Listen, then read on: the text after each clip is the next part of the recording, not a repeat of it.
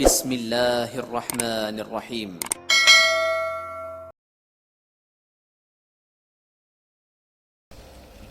Bismillahirrahmanirrahim. Assalamualaikum warahmatullahi wabarakatuh. Alhamdulillahilladzi arsala rasulahu bil huda wa dinil haqq liyudhhirahu 'ala ad-dini kullih wa kafa billahi syahida. Asyhadu an la ilaha illallah wahdahu la syarikalah wa asyhadu anna Muhammadan abduhu wa rasuluhu la nabiyya ba'dah. Dengar asih, alhamdulillah senantiasa kita panjatkan puji dan syukur kita kepada Allah Subhanahu wa taala. Di kesempatan pagi hari ini, hari Jumat 29 Januari 2021 Miladiyah, bertepatan dengan tanggal 16 Jumadil Akhir 1442 Hijrah. Di agenda pagi kita, embun pagi, mengawali hari dengan inspirasi dan ilmu, dipancarluaskan dari gelombang 102,3 Radio Rasa FM. InsyaAllah kita akan senantiasa terus berbagi ilmu, berbagi pencerahan, menghadirkan kehidupan kita yang makin syarat dengan makna ibadah dan karya amal saleh. Sebuah titian kehidupan yang tentu saja akan senantiasa menghadirkan kemuliaan, keberkahan, bahkan ampunan insyaallah subhanahu wa ta'ala. Senantiasa kita berlindung diri kepada Allah subhanahu wa ta'ala dari segala wabah, dari segala musibah, bahkan tentu dari kaitan bala dan bencana. Allahumma inna na'udzubika minal barasi wal junun wal judham wa min syarril asqam. Allahumma inna na'udzubika minal barasi wal junun wal judham wa min syarril asqam. Allahumma inna na'udzubika minal barasi wal junun wal judham wa min syarril asqam. Ya Allah, sungguhnya kami berlindung kepadamu dari penyakit belang, dari penyakit gila, penyakit lepra, penyakit sopak, penyakit buruk lagi membahayakan. Bismillahilladzi la yadurru ma'asmihi syai'un fil ardi wala fis sama wa huwas samiul alim. La ilaha illallah wahdahu la syarikalah, lahul mulku wa lahul hamdu yuhyi wa yumit wa huwa ala kulli syai'in qadir. Hasbunallah wa ni'mal wakil, ni'mal maula wa ni'man nasir. Dengar sih, di kesempatan pagi hari ini inspirasi kita insyaallah terkait dengan apa yang Allah firmankan di surah Al-Kahfi, ya, surah ke-18. InsyaAllah kita mulai dari ayat ke-54 hingga ayat ke-59. Surah Al-Kahfi, ya, surah ke-18, dimulai pada ayat ke-54 insyaallah hingga ayat ke-59. Saya akan bacakan dulu ayatnya, ya. A'udzubillahi minasyaitonirrajim. Walaqad sarrafna fi hadzal qur'ani lin-nasi min kulli matsal. Wa kanal insanu aktsara syai'in jadala. Dan sesungguhnya kami telah menjelaskan berulang-ulang di dalam Al-Quran kepada manusia dengan bermacam-macam perumpamaan. Tetapi manusia adalah memang yang paling banyak membantah. Wa ma mana'an nasa ayyu'minu idh ja'ahumul huda wa yastaghfiru rabbahum illa ayyatiyahum sunnatul awwalina aw ya'tiyahumul azabu qubula. Dan tidak ada sesuatu pun yang menghalangi manusia untuk beriman ketika petunjuk telah datang kepada mereka dan memohon ampunan kepada Tuhannya, kecuali keinginan menanti datangnya hukum Allah yang telah berlaku pada umat yang terdahulu atau datangnya azab atas mereka dengan nyata. Wa ma nursilul mursalina illa mubashshirina wa munzirin wa yujadilul ladzina kafaru bil batil liyudhidu bihil haqq wattakhadu ayati wa ma unziru huzwa. Dan kami tidak mengutus rasul-rasul melainkan sebagai pembawa kabar gembira dan pemberi peringatan. Tetapi orang yang kafir membantah dengan cara yang batil, agar dengan demikian mereka dapat melenyapkan yang hak, kebenaran, dan mereka menjadikan ayat-ayatku dan apa yang diperingatkan terhadap mereka sebagai olok-olokan. Wa man adlamu mimman dzukira bi ayati rabbih fa'arada anha wa nasiya ma qaddamat yadah Inna ja'alna ala qulubihim akinnatan ay yafqahuhu wa fi adhanihim waqra. Wa in tad'uhum ilal huda falan yahtadu idzan abada. Dan siapakah yang lebih zalim daripada orang yang telah diperingatkan dengan ayat-ayat Tuhannya, lalu dia berpaling darinya dan melupakan apa yang telah dikerjakan oleh kedua tangannya. Sungguh telah menjadikan hati mereka tertutup sehingga mereka tidak memahaminya, dan kami letakkan pula sumbatan di telinga mereka. Kendati pun engkau menyeru mereka kepada petunjuk, niscaya mereka tidak akan mendapatkan petunjuk untuk selama-lamanya. Wa rabbukal ghafuru dzur rahmah law yu'akhiduhum bima kasabu la'ajjala lahumul adab bal lahum mau'idul la yajidu min dunihi mau'ila. Dan Tuhanmu Maha Pengampun, memiliki kasih sayang. Jika dia hendak menyiksa mereka karena perbuatan mereka, tentu dia akan menyegerakan siksa bagi mereka. Tetapi bagi mereka ada waktu tertentu untuk mendapat siksa yang mereka tidak akan menemukan tempat berlindung darinya. Wa tilkal qura ahlaknahum lamma zalamu wa ja'alna limahlikihim mau'ida. Dan penduduk negeri itu telah kami binasakan ketika mereka berbuat zalim, dan telah kami tetapkan waktu tertentu bagi kebinasaan mereka. Dengar saya, inilah ayat-ayat yang kita baca di surah Al-Kahfi, surah yang ke-18. Dimulai pada ayat ke-54 hingga ayat ke-59. Saat kita baca ayat-ayat Al-Quran, tentu saja setiap pandangan, setiap hati senantiasa dibimbing, senantiasa diarahkan oleh Allah Subhanahu wa Ta'ala untuk senantiasa menempuh jalan hidup yang lurus, jalan hidup yang tentu di dalamnya akan memberikan ketenangan dan ketentraman, memberikan kemuliaan, keselamatan, kebahagiaan, keberuntungan, terbebas dan terlepasnya manusia dari segala bentuk keburukan, terlepas dan terbebasnya manusia dari segala bentuk kerugian, kehinaan dan kebinasaan. Namun karena dorongan hawa nafsu dan keterjebakan godaan setan telah menjadikan manusia ternyata terperdaya. Kemudian dia melupakan ayat-ayat Allah dari setiap peringatan yang datang. Dari setiap nasihat yang diberikan, acap kali tidak dipandang sebagai nasihat, malah dipandang sebagai bentuk penghalang terhadap keinginan-keinginan hawa nafsu mereka. Setiap teguran yang disampaikan dianggap sebagai bentuk kebencian, sehingga akhirnya mereka pun menumbuhkan kebencian kepada mereka-mereka yang menyampaikan kebenaran. Muncul rasa tidak senang kepada mereka-mereka yang menegakkan kebenaran. Muncul arogansi atas apa yang kemudian bisa mereka perbuat atas nama harta, atas nama tahta, atas nama kekuatan demi kekuatan yang mereka miliki.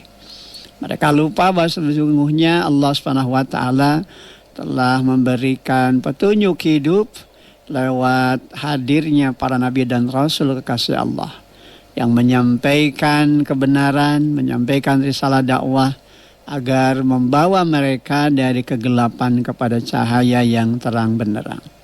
Namun demikianlah kekafiran telah menyebabkan mereka tertutup untuk menerima kebenaran, sehingga apa yang mereka tempuh justru bukan pada jalan kebenaran dari secercah cahaya yang terang benderang, tapi justru malah mereka masuk dan menelusup justru ke lorong-lorong yang makin gelap, yang pada akhirnya mereka sendiri tidak bisa membaca apa yang terjadi di dalamnya. Mereka menjadi kesulitan untuk bisa memahami makna hidup yang sebenarnya karena ketertutupan hati mereka. Wa na'udzubillah min dzalik, manakala hati, manakala jiwa sudah tertutup dan tidak lagi mau menerima kebenaran, maka Allah pun kemudian menambah kesesatan dalam kehidupan mereka, bahkan kemudian menutup hati, pendengaran dan penglihatan mereka akan nilai-nilai kebenaran. Sehingga tatkala mereka berjalan, bukan berjalan pada jalan cahaya, tapi justru berjalan pada jalan yang penuh dengan kegelapan. Sehingga mereka tidak lagi bisa memilah dan memilih mana perkara hak, mana perkara batil. Al-Quran berulang-ulang menjelaskan kepada manusia tentang berbagai perumpamaan-perumpamaan. Dari berbagai kejadian, bahkan dari berbagai risalah dakwah yang disampaikan para nabi dan rasul kasih Allah. Namun manakala mereka melupakan, tentu saja mereka pada akhirnya hanya akan berhadapan dengan kebingungan. Mereka hanya akan berhadapan dengan kerugian bahkan kebinasaan. Ketika mereka membantah ayat-ayat Allah, maka tentu saja jadilah mereka menjadi manusia yang cenderung tidak lagi bisa memahami hakikat dari apa yang Allah turunkan dari ayat-ayatnya. Baik ayat-ayat kauliyah yang dibaca, yang tersurat maupun yang tersirat lewat alam raya ini. Walaqad sarrafna fi hadzal Qur'an. Allah Subhanahu wa taala mengisyaratkan dan sungguhnya kami telah menjelaskan berulang-ulang di dalam Al-Qur'an dengan linnasi kepada manusia dengan Al-Qur'an itu. Min kulli masal, dengan bermacam-macam perumpamaan. Kanal insanu aktsara syai'in jadala. Tapi manusia adalah memang yang paling banyak membantah. Allah telah jelaskan berulang-ulang kepada manusia di dalam Al-Quran ini dengan berbagai macam perumpamaan. Bagaimana Allah SWT memberikan gambaran terkait perbandingan, terkait dengan kisah-kisah, terkait dengan binatang, dari binatang kecil sampai binatang yang besar. Demikian juga bagaimana alam raya ini dijadikan juga sebagai bagian dari ayat-ayatnya, tanda-tanda kebesarannya. Dijadikan sebagai contoh untuk menarik perhatian manusia. Agar mereka bisa belajar, agar mereka senantiasa hanya menghambakan diri kepada Allah. Hanya tunduk dan patuh kepada hukum-hukum Allah. Namun kemudian karena memang manusia seringkali terjebak di dalam kehidupan yang menyeretnya pada kehinaan dan kebinasaan. Diakibatkan karena godaan syaitan, diakibatkan karena terjerumus hidup dan kehidupan mereka pada kesenangan yang saat. Maka jadilah mereka menjadi pembangkang, selalu membantah, dan mereka senantiasa mencari-cari dalih untuk membantah kebenaran ayat-ayat Allah. Dengan rasa apa yang dijelaskan di dalam Al-Quran, sebagaimana kita baca di surah Al-Kahfi di ayat ke-54 ini, sejatinya tentu harus menjadi pelajaran bahkan peringatan kepada kita bahwa sesungguhnya Allah Subhanahu wa taala memang telah menjelaskan berulang-ulang kepada manusia di dalam Al-Quran dengan berbagai macam perumpamaan. Untuk menjadi perhatian, untuk menjadi pelajaran, untuk menjadi peringatan berharga. Tetapi manusia adalah memang yang paling banyak membantah, terus membangkang, terus berdalih. Dan ia jadikan dalihnya itu sebagai dalil untuk mendalili kebenaran yang telah ada. Harusnya tentu saja mereka harus menjadikan dalil hujah yang jelas, tapi ini justru malah terbalik. Mereka mencari dalih bukan dalil. Jadi mencari dalih pembenaran atas apa yang dilakukan. Sehingga di pembenaran itu dianggap sebagai kebenaran. Maka ini juga sesungguhnya pelajaran buat kita. Jangan sekali-kali kita melakukan tindakan-tindakan membangkang. Jangan sekali-kali kita membantah aturan Allah. Sehingga tatkala hati sudah tertutup, tidak mau menerima kebenaran, maka biasanya orang akan mencari-cari alasan. Tadi ya disebut dengan mencari dalih. Untuk apa? Untuk jadikan dalil, untuk jadikan hujah atas apa yang dilakukan. Yang sebetulnya apa yang dilakukan itu adalah kebatilan, kemungkaran, bahkan dosa dan kejahatan. Tapi kemudian memang mereka pada akhirnya memandang itu semua sebagai gambaran yang indah di dalam diri mereka. Padahal sebetulnya itu adalah jalan awal kecelakaan, jalan awal kehinaan, kerugian bahkan kebinasaan. Ngerasa Apa yang kemudian terjadi pada diri manusia sehingga mereka membantah? Sehingga dengan berani mereka arogan, jumawa. Padahal berbagai perumpamaan berulang-ulang Allah Subhanahu wa taala jelaskan dalam Al-Qur'an. Karena memang mereka sudah tidak lagi mau menerima kebenaran. Karena sudah terhalang di dalam diri mereka kecenderungan untuk menerima kebenaran. Karena memang mereka sudah jumawa tadi. Sehingga yang muncul di dalam dirinya adalah penentangan dan penantangan. Bukan hanya penentangan tapi juga penantangan. Bukan hanya menentang tapi nantang gitu kan. Menentang dalam arti menolak terkait dengan apa yang nanti bakal terjadi. Dan menantang dalam makna ingin disegerakan datangnya siksa, ingin disegerakan datangnya azab. Bahkan dia juga ingin dimasukkan di antara golongan yang mendapatkan azab tersebut. Wa na'udzubillah min dzalik. Nah, ini digambarkan pendengar saya di ayat ke-55 ya di surah Al-Kahfi. Wa ma mana'an nasa ayyuminu irja'ahumul huda wa yastaghfiru rabbahum illa ayyatiyahum sunnatul awwalina wa ya'tiyahumul adzabu qabula. Dan tidak ada sesuatu pun yang menghalangi manusia untuk beriman ketika petunjuk telah datang kepada mereka dan memohon ampunan kepada Tuhannya, kecuali keinginan menanti datangnya hukum Allah yang telah berlaku pada umat yang terdahulu atau datangnya azab atas mereka dengan nyata. Jadi karena memang mereka menantang begitu kan, dan menentang. Pas mangges terpercaya begitu karena urusan akhirat teh. Kemudian juga dia akhirnya berlaku sombong, berlaku jumawa, menantang. Coba datangkan azab gitu kan.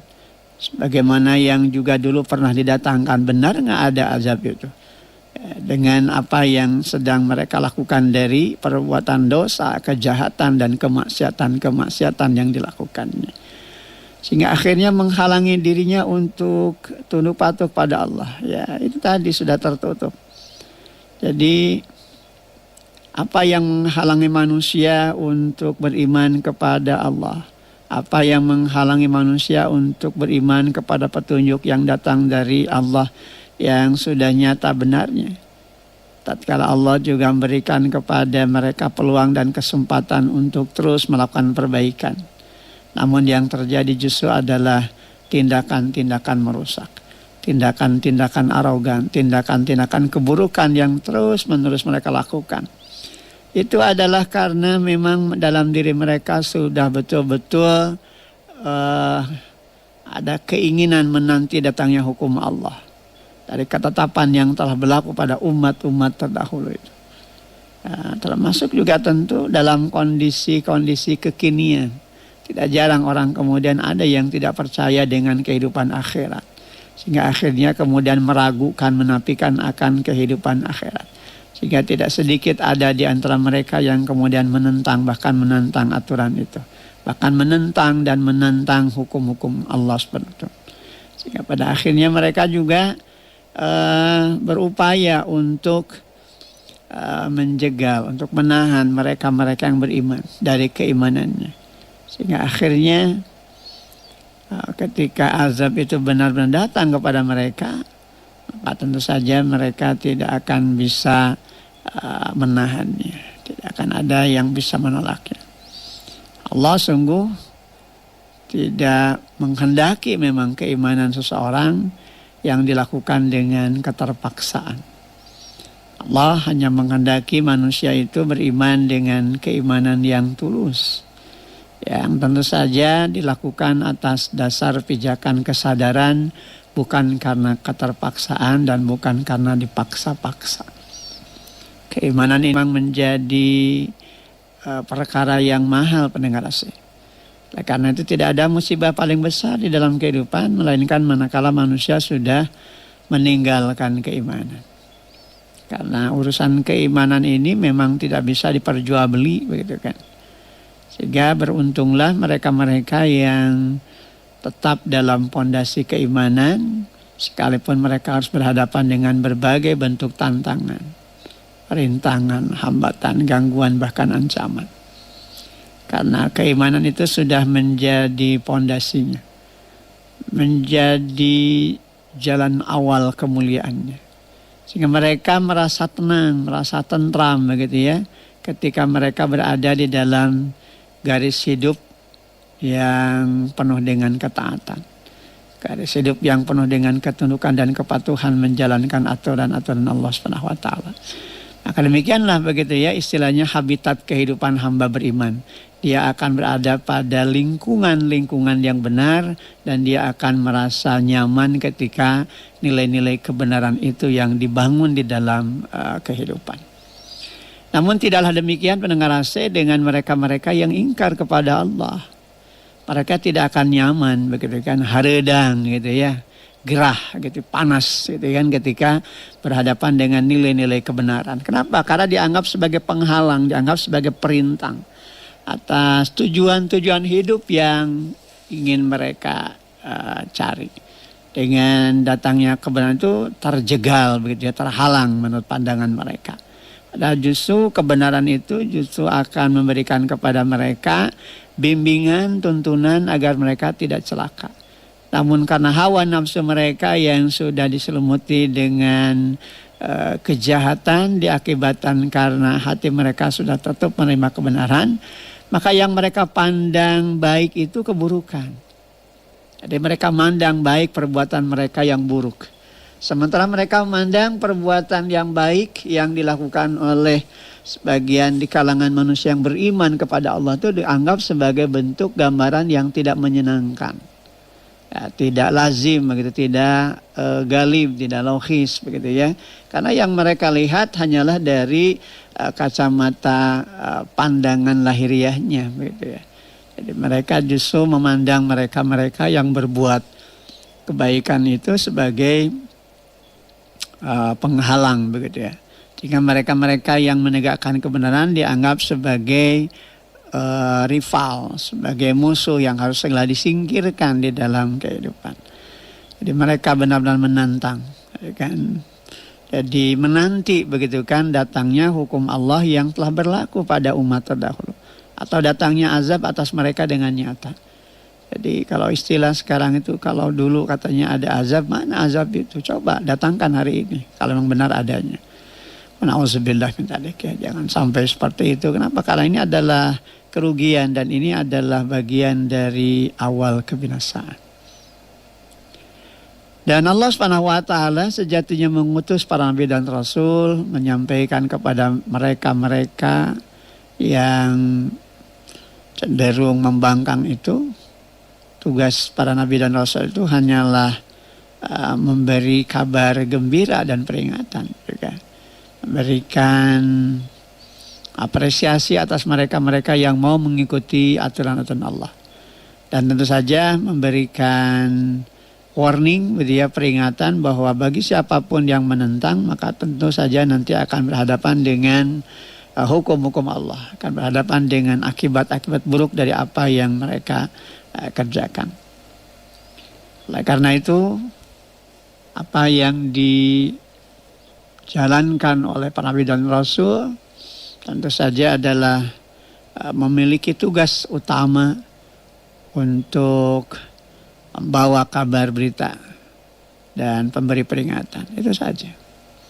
Jadi ketika mereka menerima kebenaran maka tentu mereka akan menemukan jalan keselamatan. Namun ketika mereka menentang maka tentu saja mereka hanya akan berhadapan dengan kerugian, kehinaan dan kebinasaan. Dan ini yang kemudian dijelaskan pada ayat ke-56 di surah Al-Kahfi.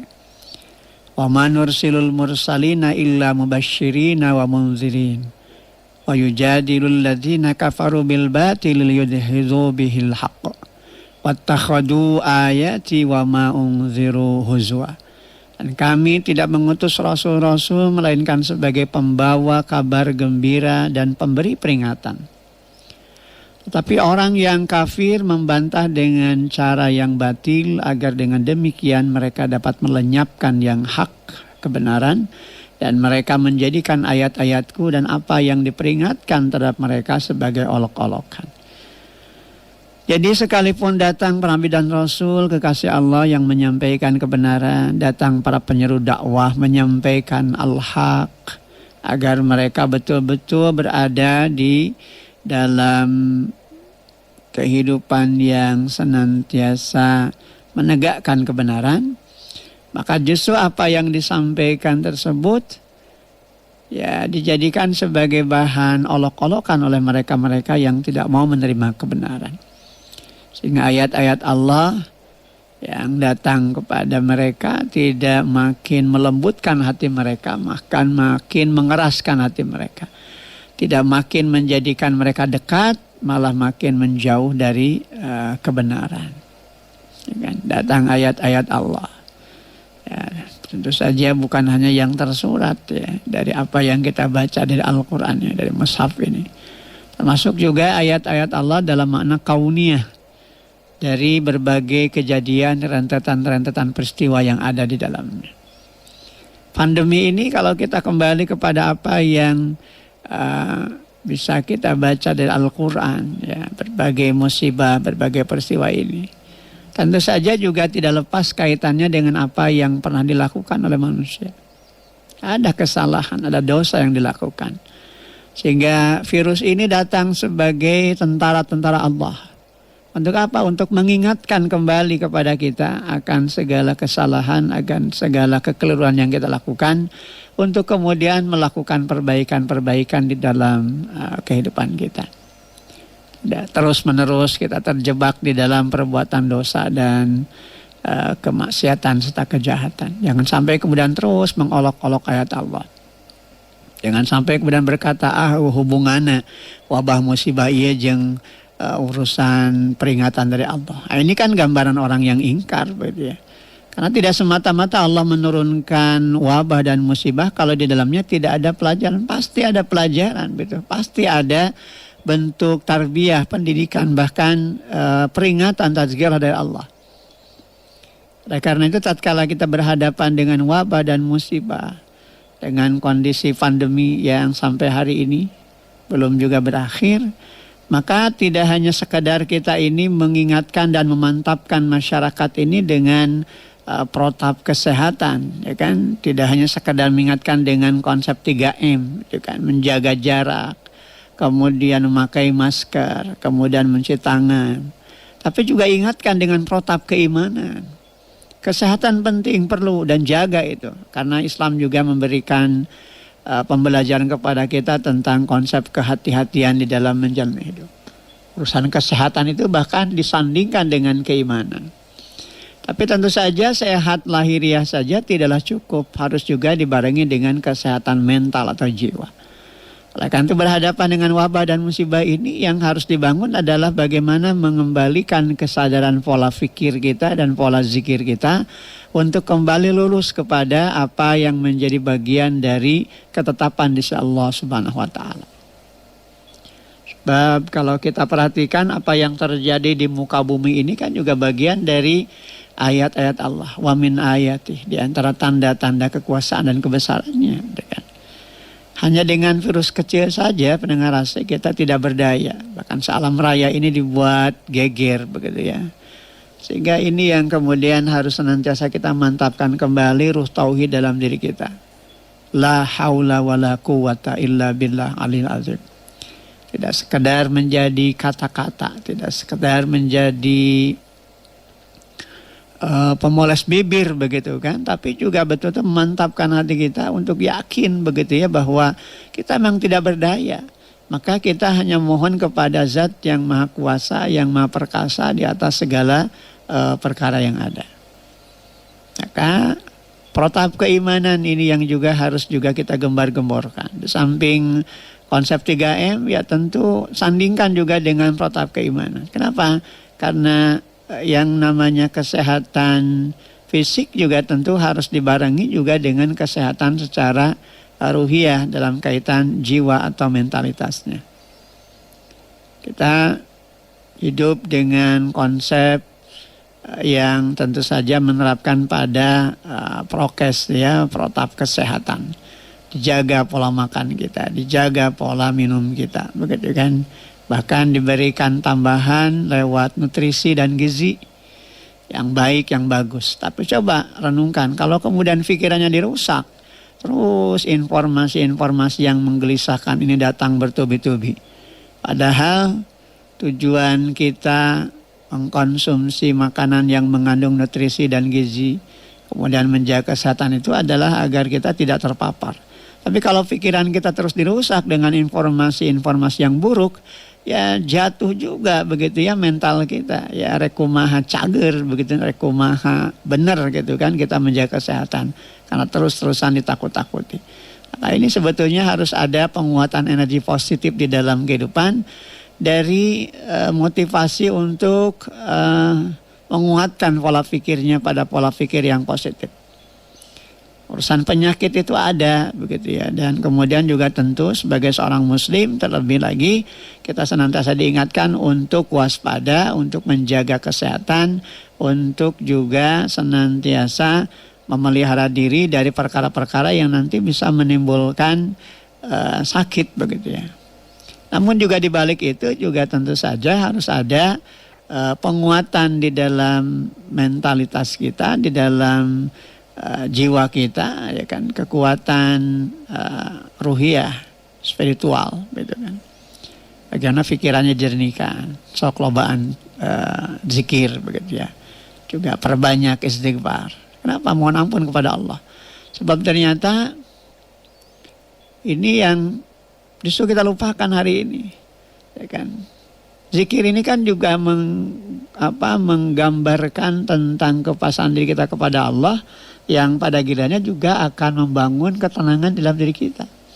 Bukankah Al-Quran mengisyaratkan kepada kita, alladzina amanu wa tatmainnu qulubuhum bizikrillah, ala bizikrillah tatmainnul qulub.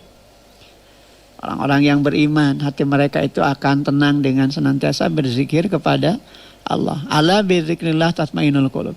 Ingatlah, hanya dengan mengingati Allah hati akan tenang. Jadi ini yang kemudian harus dibenahi juga, dibangun juga. Pikirannya dikonsentrasikan pada semangat untuk berzikir kepada Allah. Sehingga nanti akan menumbuhkan nilai hidup yang makin positif. Jadi udag-udag terus kulo bakasieun jeung kakeung. Akhirnya yang muncul terus saya mikiran corona begitu ya, mikiran COVID begitu ya. Ya, artinya bukan berarti kita menganggap enteng dengan virus, tidak begitu, tapi juga kita kan jaga kesehatan. Ikhtiyat kita lakukan dengan konsep 3M itu.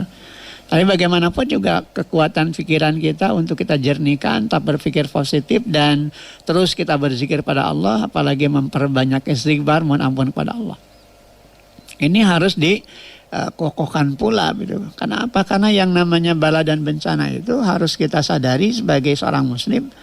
Bisa jadi terjadi karena kelalaian kita, karena dosa-dosa yang kita lakukan. Gitu kan. Jadi Allah ingatkan kita, Allah mendidik kita. Selama ini kita sudah lupa.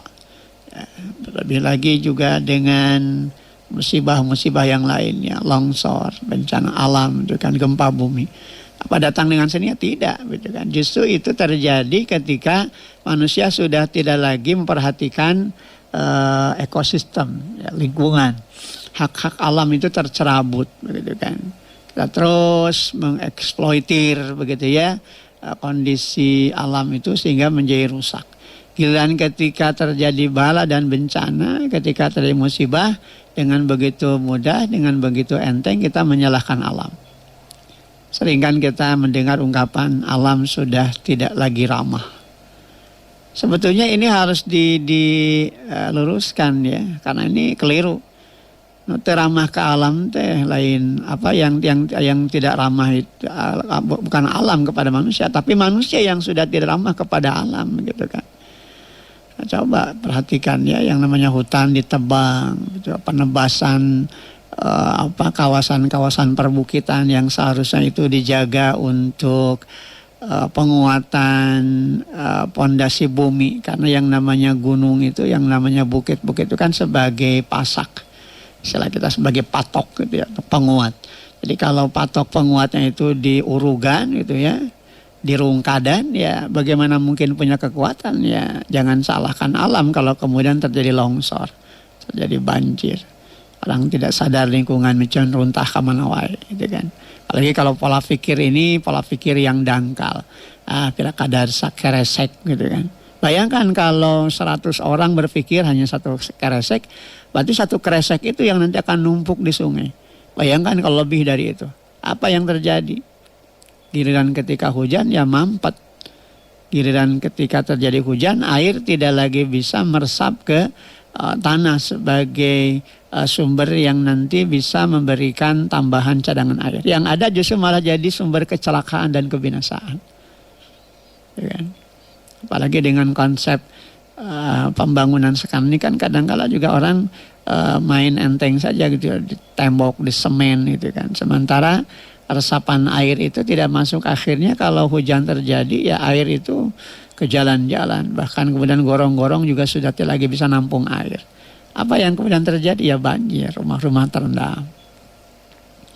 Dan ini tentu saja sebagai bahan evaluasi, sebagai bahan koreksi. Kenapa? Karena kerusakan yang terjadi di darat dan di laut itu adalah akibat dari ulah perbuatan tangan-tangan manusia sendiri.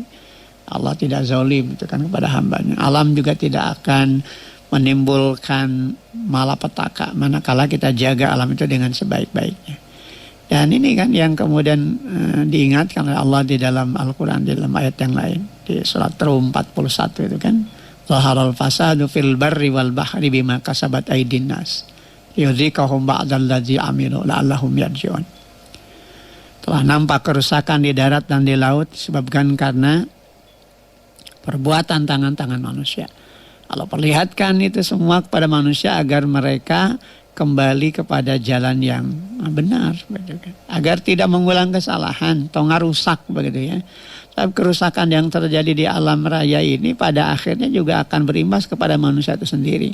Dan persoalannya ternyata ketika bala dan bencana terjadi, yang akan merasakan akibat-akibatnya bukan hanya mereka-mereka yang berlaku pongah, bukan hanya mereka-mereka yang merusak alam, hatta mereka-mereka yang tidak bersalah, yang tidak berdosa pun ya pasti merasakan dampak akibatnya.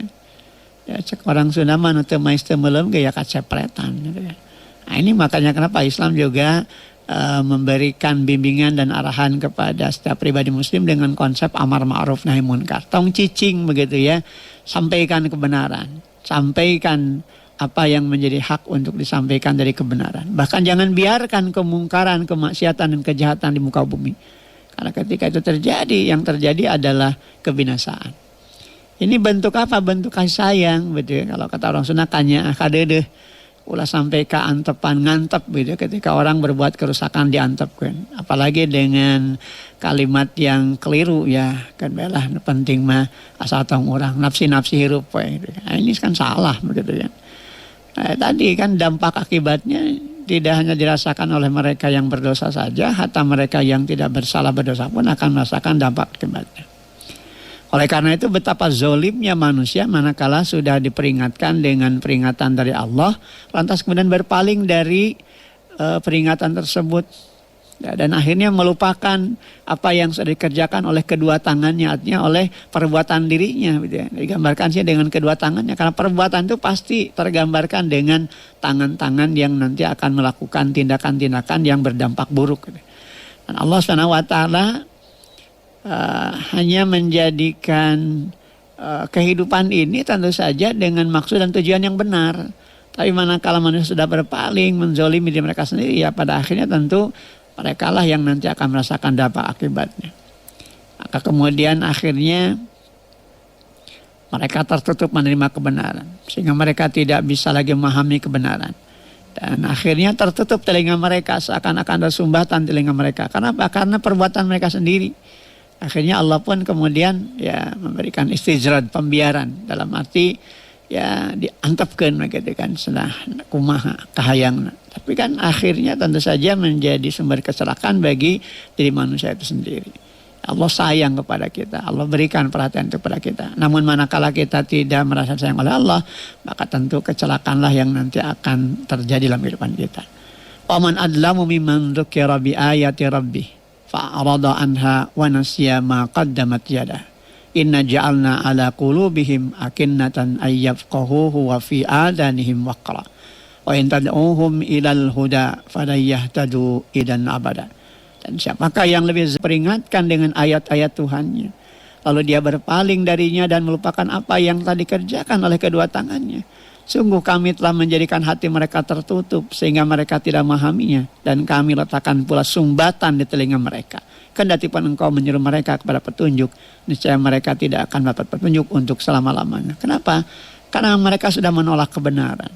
Warabbukal ghafuru dzul rahmah law yu'akhiduhum bima kasabu la'ajjala lahumul adab ballahu mau'idul la yajidu min dunihi mau'ilah. Dan Tuhanmu Maha Pengampun, memiliki kasih sayang. Jika dia hendak menyiksa mereka karena perbuatan mereka, tentu dia akan menyegerakan siksa bagi mereka.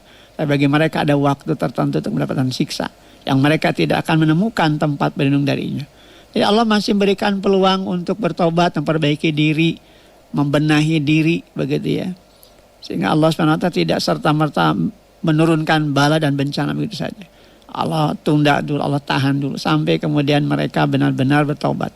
Namun manakala mereka terus berada dalam perbuatan dosa mereka, sekarang senama negdreg mereka dawang mau karep sorangan, tidak mau diatur dengan aturan Allah dan terus berlaku dosa dan ya, maka tentu akan ada waktu masa di mana mereka tidak lagi bisa mendapatkan pertolongan dan perlindungan dari Allah SWT, pun peluang dan kesempatan untuk bertobat pun makin tertutup adanya. Tilkal qura ahlaknahum lamma zalamu wa ja'alna limahlikihim mau'ida. Dan penduduk negeri itu telah kami binasakan ketika mereka berbuat zalim, dan telah kami tetapkan waktu tertentu bagi kebinasaan mereka. Jadi kebinasaan terjadi ketika manusia sudah pongah, sudah sombong, sudah lupa dengan peringatan dan tidak mengindahkan peringatan, bahkan menentang mereka-mereka yang mengingatkan kepada kebenaran, dianggap sebagai penghalang, dianggap sebagai penjegal, sehingga akhirnya mereka kemudian berlaku aniaya, bukan hanya kepada diri mereka sendiri, tapi juga kemudian mereka mengancam terhadap orang-orang yang menyampaikan kebenaran karena dianggapnya sebagai penghalang itu. Sampai akhirnya Allah pun menetapkan hukum atas mereka. Tengoklah bagaimana kaum Samud, begitu kan. Tengoklah bagaimana Fir'aun, bagaimana umat-umat terdahulu hancur leburkan oleh Allah Subhanahu wa taala ketika mereka sudah betul-betul berlaku durhaka dan aniaya. Allah Subhanahu wa taala senantiasa berikan kepada kita peluang dan kesempatan, namun manakala peluang dan kesempatan itu tidak kita gunakan dengan sebaik-baiknya, maka tentu akan menjadi kerugian, kehinaan, bahkan kebinasaan. Dengan saya tidak terasa kita sudah berada di penghujung acara kita Ambon Pagi. Mudah-mudahan apa yang dipapar di kesempatan pagi hari ini dari apa yang kita baca di surah Al-Kahfi di ayat 54 hingga ayat 59 ini senantiasa menjadi inspirasi berharga di kehidupan kita. Mari terus kita jaga kesehatan kita dengan protap kesehatan kita. Namun mari kita jaga juga protap hidup kita dengan protap keimanan. Sehingga ini akan menghadirkan keseimbangan dalam kehidupan kita untuk senantiasa mendekatkan diri kepada Allah. Sebab tidak ada yang akan menolong kita dan memberikan pertolongan dalam makna yang sungguhnya, melainkan kembali kepada Allah. Tidak ada yang akan bisa mengangkat wabah dan musibah ini, melainkan hanya Allah SWT. Maka kita kembalikan kepada Allah, Zat yang maha perkasa, lagi maha kuasa, lagi maha bijaksana. Hanya kepada Allah semata kita beribadah, dan hanya kepada Allah semata kita mohon pertolongan. Aku lu qauli hadza wa astaghfirullah li wa lakum walhamdulillahirabbil alamin. Assalamualaikum warahmatullahi wabarakatuh. Alhamdulillah